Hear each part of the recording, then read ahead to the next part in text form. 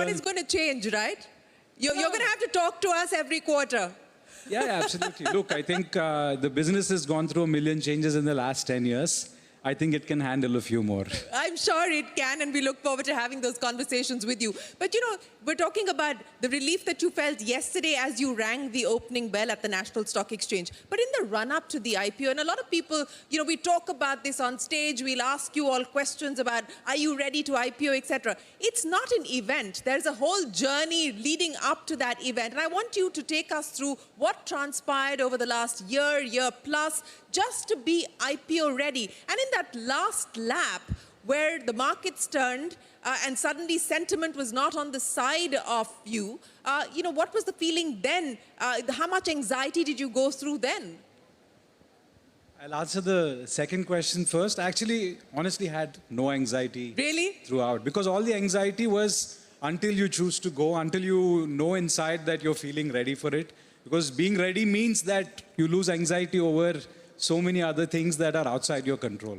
That's what I wanted to prepare for, and that's what my version of the company being ready was. And once we got there, truly, like, that was the big moment. All the anxiety, all the butterflies were till the decision. Once we felt like, okay, I think we're ready, let's go. After that, I think it's just, you know, wake up and do the best you can.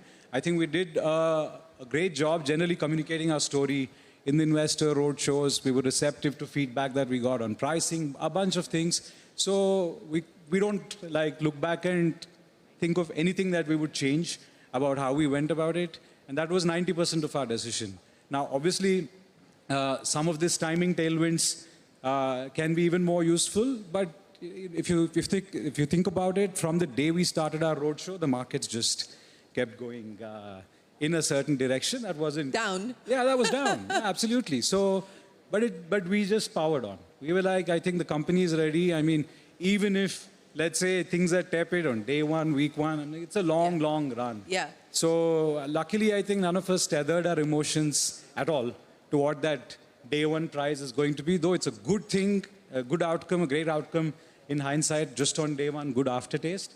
But we know that you can't do this perfectly. So to end up on the right side of it is a good feeling.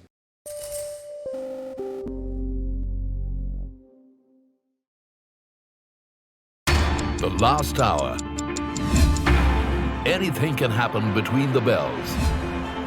But what happens during the last hour is what matters the most. The biggest market swings. A close-up look at what's driving them